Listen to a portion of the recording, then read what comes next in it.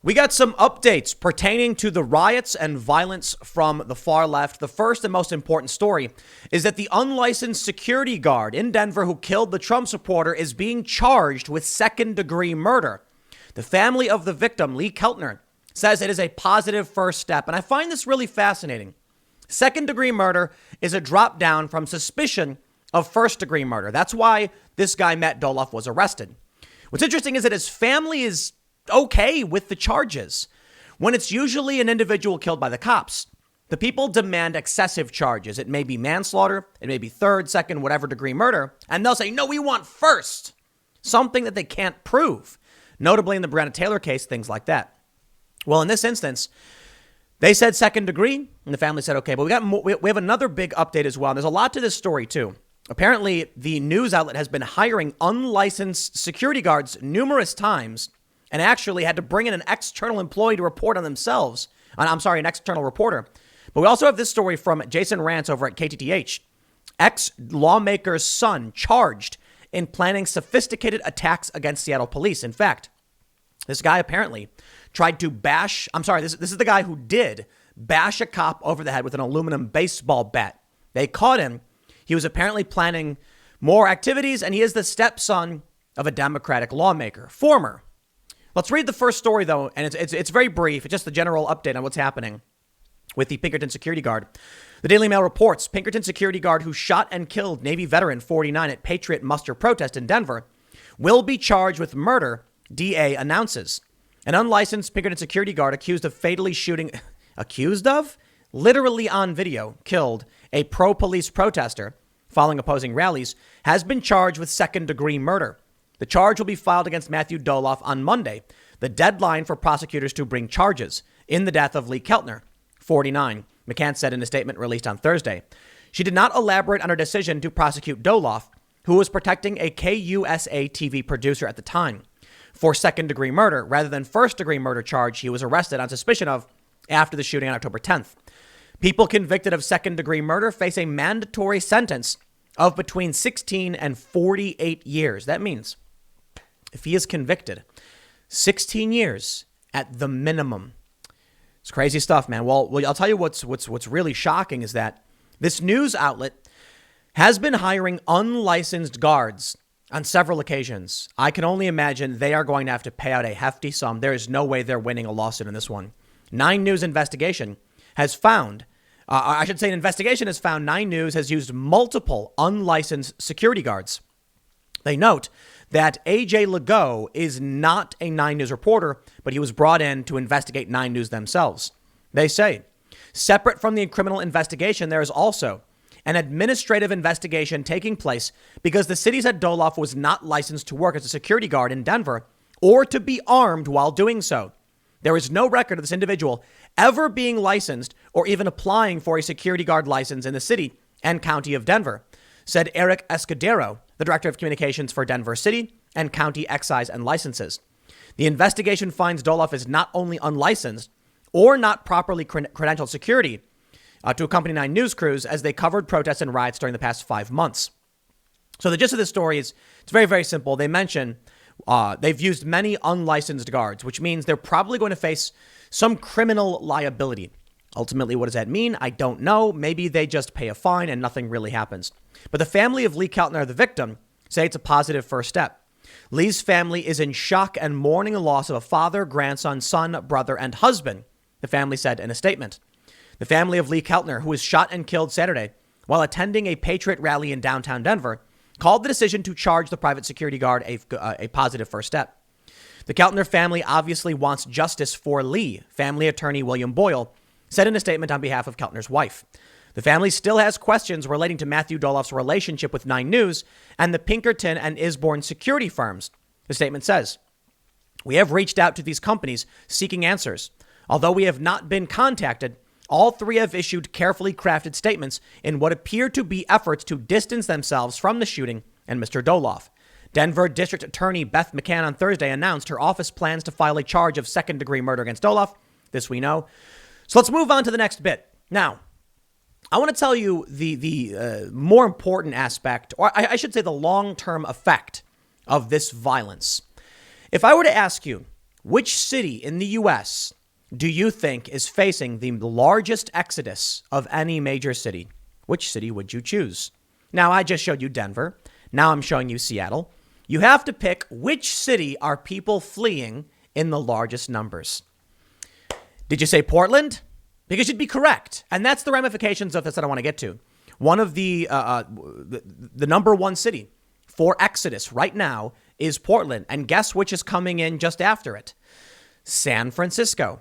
It's really obvious why people are leaving. Or I should say it's really easy to assume and probably be correct.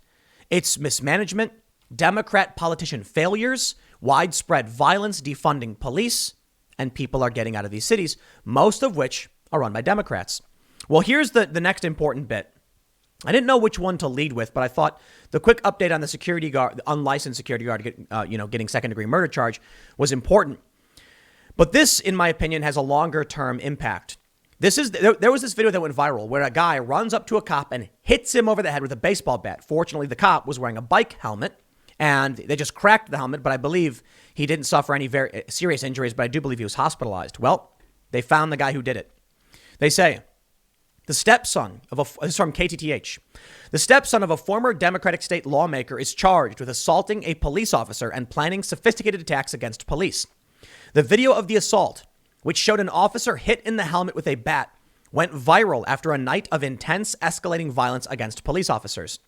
Jacob Greenberg, 19, is in King County Jail on charges of assault in the first degree, attempted arson in the first degree, and reckless burning in the first degree, a charge from an earlier case. They say the charging documents misspell his name. His alleged accomplice has been identified as Danielle McMillan. She has been charged with attempted arson and has a criminal history, including assault in the fourth degree and reckless driving. Several other suspects have not yet been publicly identified. Greenberg is the stepson of former Democrat Representative Laura Ruderman of Kirkland. Last month, the Jason Rantz show on KTTH first reported Greenberg was the suspect in the assault. She used her position as a state lawmaker to convince a judge to lower the bail on the previous charge and release him to her custody. He is basically a good kid, straight A student, Ruderman said. I've served the state in the legislature. We will make sure he follows all the provision. Welcome to the club, the big club that you're not in. A state lawmaker, a Democrat, goes to the judge and says, let my son go on bail. Lower the charge. Okay, that's it. We have a two-tiered justice system. In fact, it's probably multi-tiered. You got politicians, you got connections, you got the wealthy. There are a lot of problems with it.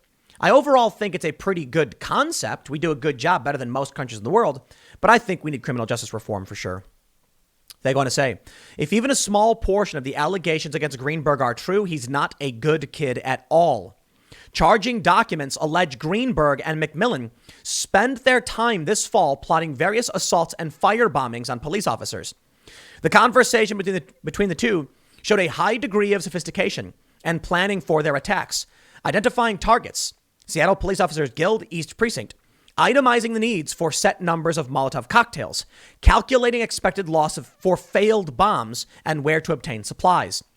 Greenberg and McMillan allegedly discussed Molotov cocktail tattoos to memorialize their attacks, while sharing news articles of their criminal activities with pride. Specifically, they said they were proud of Greenberg for his assault against the police officer. They even communicated ways to destroy evidence of their attack plans. They obviously failed at that. On the night of September 1st, a group of nearly 100 Black Bloc agitators met at Cal Anderson Park across the street from the East Precinct. The park has long been used as a staging ground for violent assaults against police targets. Earlier that day, Greenberg texted a friend identified as Mariel, who allegedly texted, I want to get some stuff going tonight, like some real expletive, you know?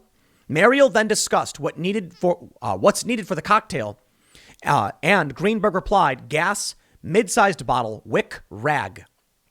After a short march, the agitators arrived at the East Precinct, many committing acts of vandalism. Greenberg, McMillan, and a third suspect huddled behind an umbrella, a common tactic to shield illegal behavior from surveillance cameras. Moments later, probable cause documents say McMillan lit the wick of a Molotov cocktail, then launched it at the precinct. It didn't explode.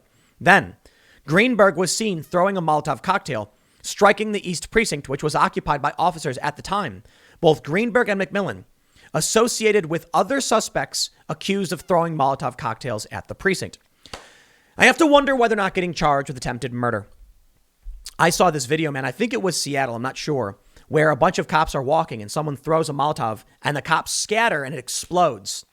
You hit somebody with that and you do more than destroy their life. You condemn them to extreme suffering for the rest of their life.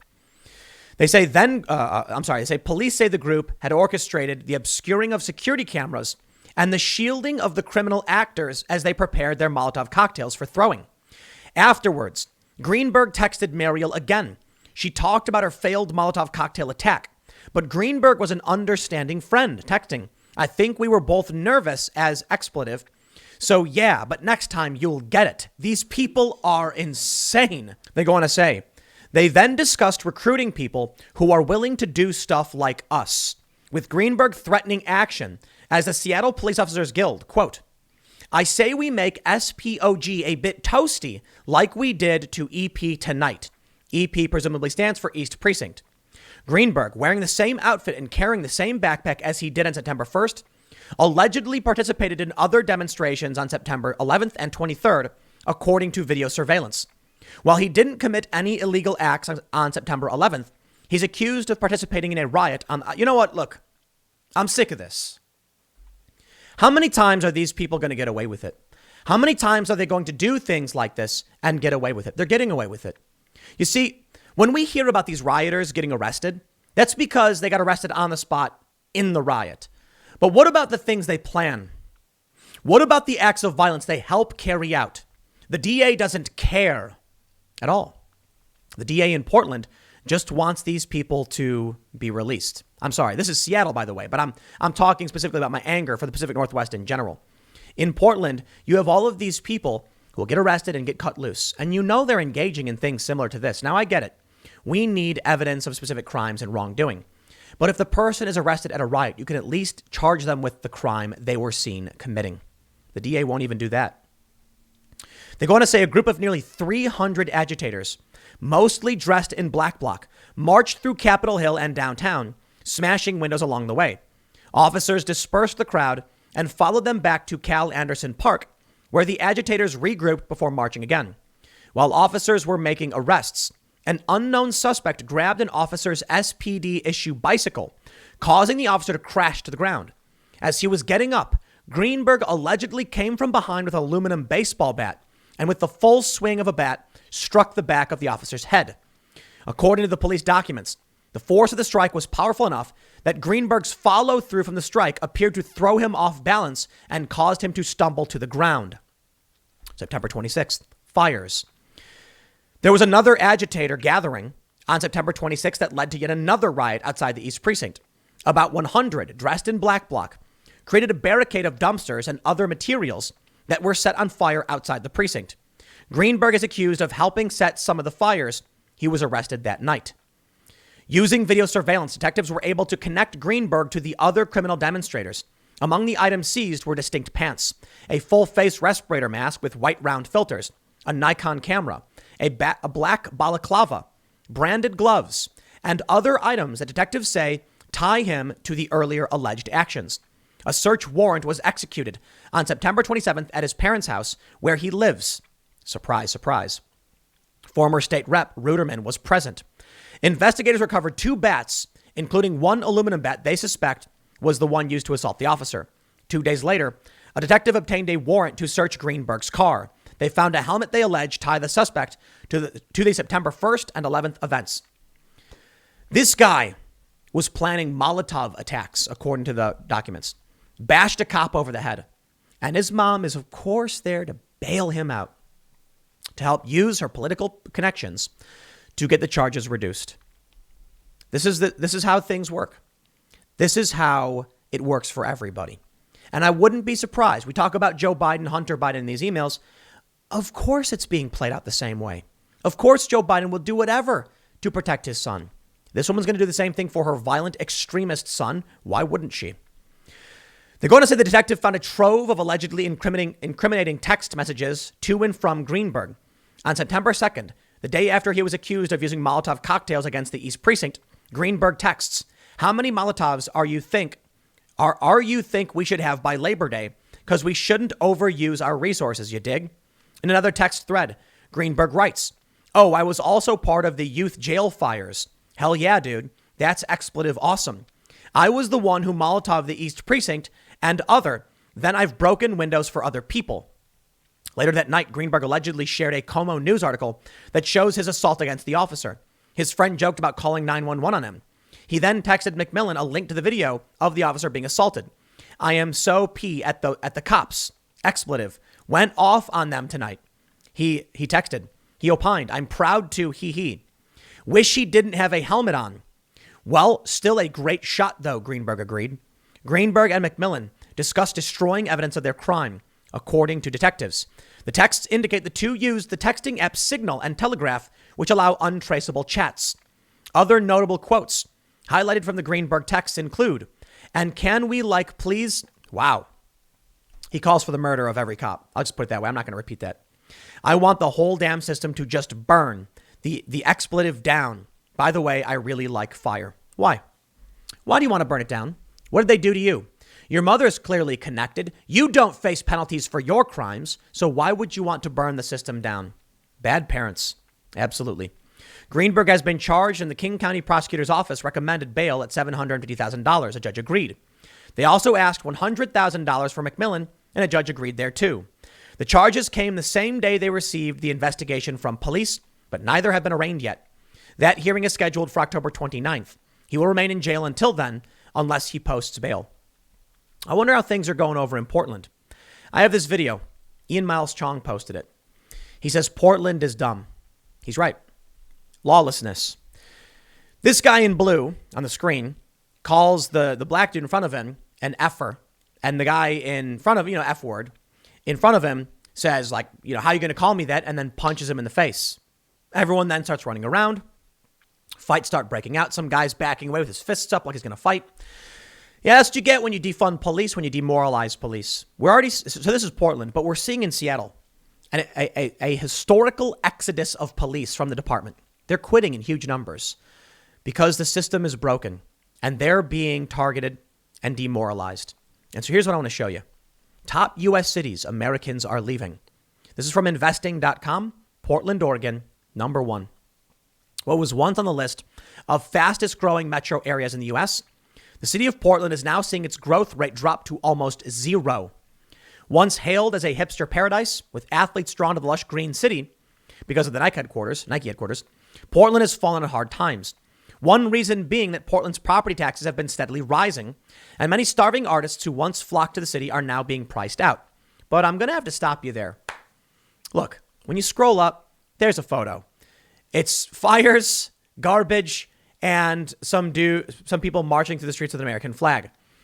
If you're going to talk about Portland, y'all need to show some photos of the ongoing riots for what is it, 138 days or some ridiculous number now? You want to ask me why people are fleeing that city? I'm going to tell you, it's probably because of the violence. Among other things, I think property taxes make sense. They say the average rental cost is $1,522 a month, which is way higher than almost anywhere else in America. Additionally, plans for apartment complex developments have stalled, leading to a shortage in places to rent and own.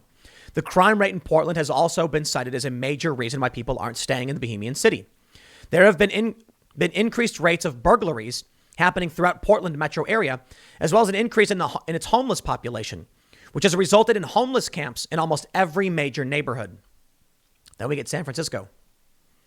San Francisco, major industries, high tech and tourism. Yeah, well, people are leaving there. Seattle, Washington. Wow. New York, Chicago, Washington, D.C., L.A., Houston, Milwaukee, Atlantic City, Pittsburgh, Orlando, Detroit. There are a lot of cities that people are fleeing. San Francisco, I'm not surprised about. Portland, Seattle, they make the top of this list. I'm assuming, and I could be wrong, that they're ranking them, by the most extreme first. The annual growth rate doesn't mean a whole lot necessarily about who's, more or less, who's facing a larger exodus. It's just their growth rate. I'm assuming that means economic, but I could be wrong. The reason I'm assuming economic because it's investing.com. But we know that people are fleeing. Would you want to live in a city where they riot nonstop and get away with it? That's Seattle and Portland. And what are we going to do about this escalation of violence with people like this guy in Denver? I honestly don't know. But I'll tell you for now, this story is good news. The guy is being charged in Denver with second-degree murder, and this Democrat's kid is facing serious charges and is currently in jail. So at least something is being done. But I can only imagine it'll get worse. Right now, there's a group of leftists planning a massive wave of civil unrest across the country if Trump doesn't accept the results of the election. They didn't accept the results of the election in 2016. They still don't. They claim Trump won't. But I've got some interesting data coming up in the next segment. It looks like early voting is showing Democrats are hurting. That's right. So what happens when the Democrats actually lose? All of these organized protests about Trump are going to turn from protect the results to contest the results. Now, isn't that funny? If Trump wins, they are going to say, we wanted to protect the results. No, we got to contest the results. And they're going to riot. The riots in D.C. on J20 2017, January 20th, were for Hillary Clinton. And when Trump won, they came out anyway. So what do you think's going to happen? I think they're going to come out anyway. And I think it's going to be like this guy in Seattle, bashing a cop in the head with a baseball bat. I hope things calm down, but we'll see. I'll leave it there. Next segment's coming up at 4 p.m. over at youtube.com/Timcast. Timcast. It is my main channel. It's different from this one. Thanks for hanging out, and I will see you all then.